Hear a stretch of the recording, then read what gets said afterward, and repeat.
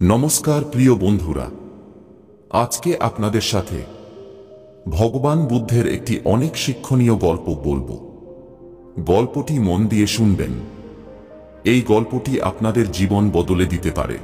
গৌতম বুদ্ধ যখন জীবিত ছিলেন, তিনি ভারতবর্ষের বিভিন্ন স্থানে ঘুরে ঘুরে ধর্ম প্রচার করতেন এবং মানুষকে শান্তি ও মুক্তির পথ দেখাতেন। তার শিক্ষার প্রধান লক্ষ্য ছিল মানুষের জীবনে বেদনা ও কষ্ট থেকে মুক্তি পাওয়া এবং প্রকৃত সুখের সন্ধান করা।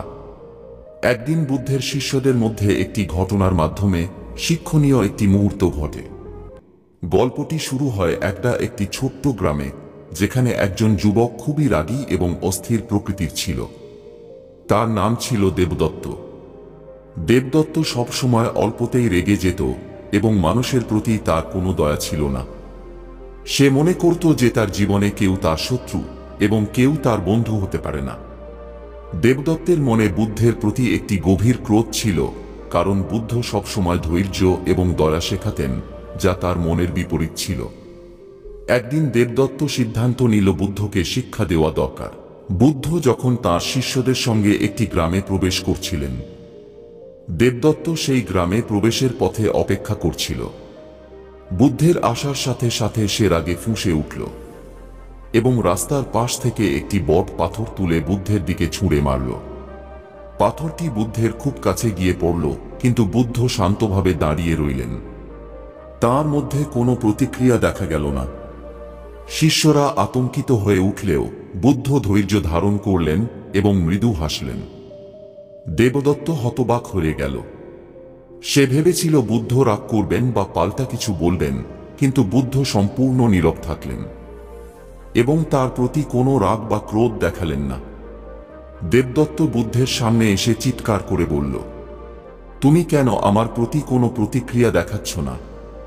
আমি তোমার দিকে পাথর ছুঁড়লাম, তবু তুমি কিছু বলছো না। বুদ্ধ শান্তভাবে জবাব দিলেন, দেবদত্ত, যদি কেউ তোমার কাছে একটি উপহার নিয়ে আসে এবং তুমি সেই উপহার গ্রহণ না কর, তাহলে উপহারটি কার থাকবে? দেবদত্ত কিছুটা অবাক হয়ে বলল, অবশ্যই উপহারটি তার কাছেই থাকবে যে তা নিয়ে এসেছে। বুদ্ধ তখন বললেন, ঠিক তাই। তুমি যদি আমাকে আঘাত করতে চাও এবং আমি সেই আঘাত গ্রহণ না করি, তাহলে সেই আঘাত কার থাকবে? সেই আঘাত তোমারই থাকবে, দেবদত্ত। রাগ, ক্রোধ এবং ঘৃণা যা তুমি আমার দিকে ছুঁড়ে মারছ, তা আমি গ্রহণ করিনি। সুতরাং সেই ক্রোধ এবং ঘৃণা তোমার ভেতরেই থাকবে এবং তা তোমাকেই ভোগ করবে। বুদ্ধের কথা শুনে দেবদত্ত স্তম্ভিত হয়ে গেল। সে বুঝতে পারল যে রাগ এবং ঘৃণা তাকে পুড়িয়ে দিচ্ছে, কিন্তু বুদ্ধ সেই আগুনে পুড়ছেন না। বুদ্ধের ধৈর্য এবং শান্ত মন তাকে বদলে দিল। সে অনুভব করল যে রাগ ও ঘৃণার চক্রে সে নিজেই বন্দী হয়ে আছে, যা তার নিজের ক্ষতি করছে।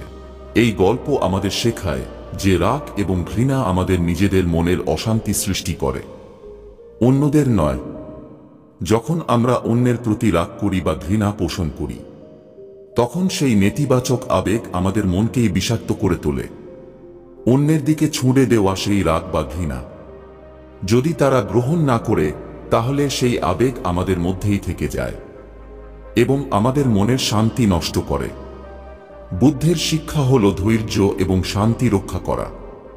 আমরা যদি রাগ বা ক্রোধের প্রতিক্রিয়া না দেখাই এবং সেই নেতিবাচক আবেগ গ্রহণ না করি, তাহলে আমরা আমাদের মনের শান্তি বজায় রাখতে পারি।